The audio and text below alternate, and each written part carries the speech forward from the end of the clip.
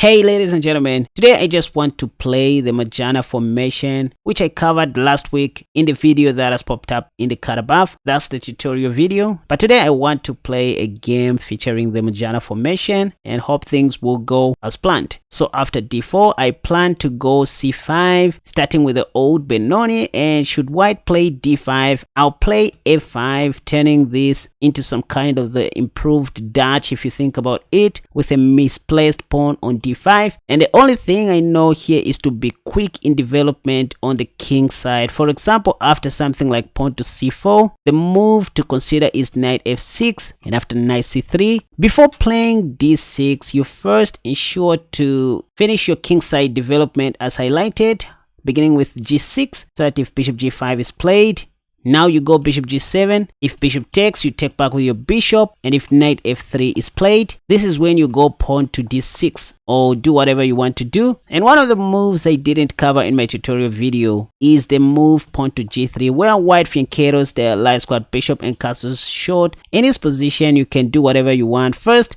knight a6 is playable with an intention of putting that knight on c7, that's fine. Also pawn to a6, knight bd7, castle short, that is also fine. And in most cases you want to castle long or putting your king on d8, it'll be very safe because you don't want to hang your e7 pawn. That's the only thing you want to always remember. But anyways, I love h6 in this position. Why? Because you don't want to entertain your enemy's pieces in your territory, your yard, this highlighted box, so they have to take or retreat their bishop. Taking is the best choice, to be honest, so that you take back like this. And now after something like bishop g2, you even play knight d7 in this position. You want to go knight e5 and exchange knights. If queen c2, maybe they are preparing for pawn to e4. Here you can even castle short, I guess. I mean, nothing wrong with that. If castle short, you play moves like a6.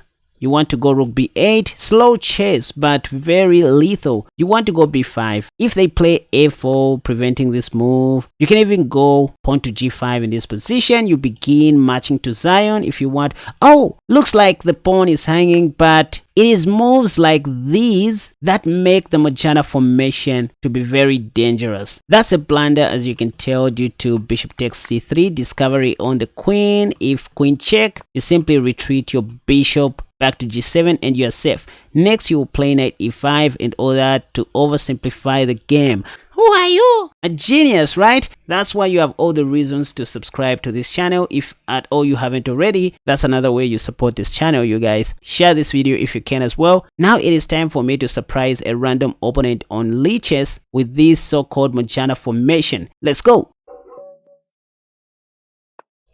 Time for the Mujannah formation. If d5, I'll play f5. Yep. So this is some kind of the improved Dutch defense if you think about it. And the idea is to be quick in development on the king side before playing pawn to d6. So here I have to play knight f6, preventing e4, kind of the Staunton Gambit. So this is the top played move in the Lichess database, but nevertheless I should consider g6 first before playing pawn to d6.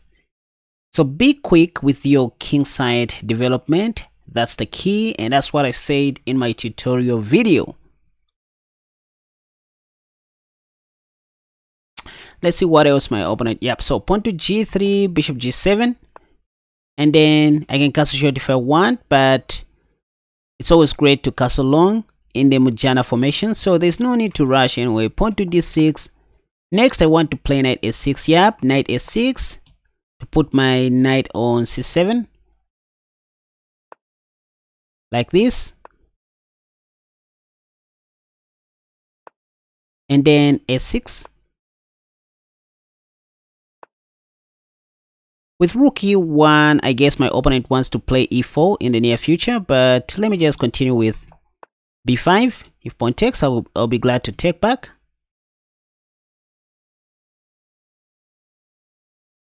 And there's this other little tactic. If pawn to b3, I'll just take and then take the knight. This is what we do most of the times, especially in the Benko Gambit. Ideas of the Benko. I guess here I just have to take like this.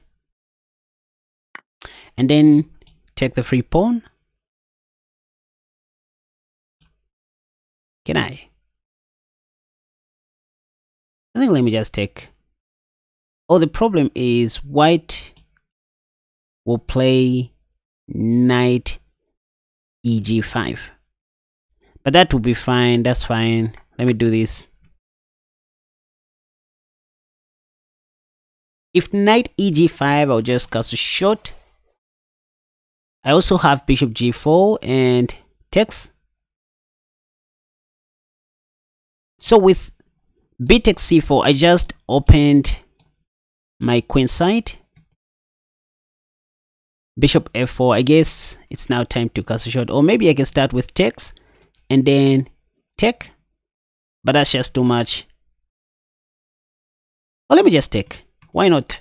And then cast a shot. I also have bishop f5 in this case. So this is just a safe opening response to one d4 for those of you who don't have a proper opening repertoire. By the way, I'm targeting the b2 pawn. If rook b1, I'll play bishop f5. That's the beauty. Okay, nice, my opponent didn't blunder that. But I can still take, right? Yeah, and I'm still up a pawn, if I'm not mistaken. And I'm gonna be up by 2 pawns. Okay, so I just retreat my bishop. Imagine you are having this position in a classical game, classical tournament. And now I want to do this. This is a little trick, you guys. Play bishop d7 and then put my bishop there to win one of the rooks. But again, this move, I guess white wants to create that little battery. But let me just do that. See something like this coming. Okay, so now I can play this move, I guess. I still have bishop b5 coming, and I should be very fast. Or probably knight b5, then knight c3 in the near future. Why not? Knight b5 will create an impression as if I want to take the a3 pawn. I guess white will play something like bishop g5, putting more pressure on the e7 pawn. Okay, I was wrong. And now I don't even have to do this. I have a better move, which is this. So I just want to play knight c3 and fork everything. How can I defend my e7 pawn further? I'll play rook a7. And bishop f5 will come later on. So I'm also attacking the a3 pawn. Look at how beautiful this defense is, you guys. Here there's no good way for white to stop my knight fork, which is coming. Oh! And it says my opponent just left the game. I can claim victory in 28 seconds. So am I.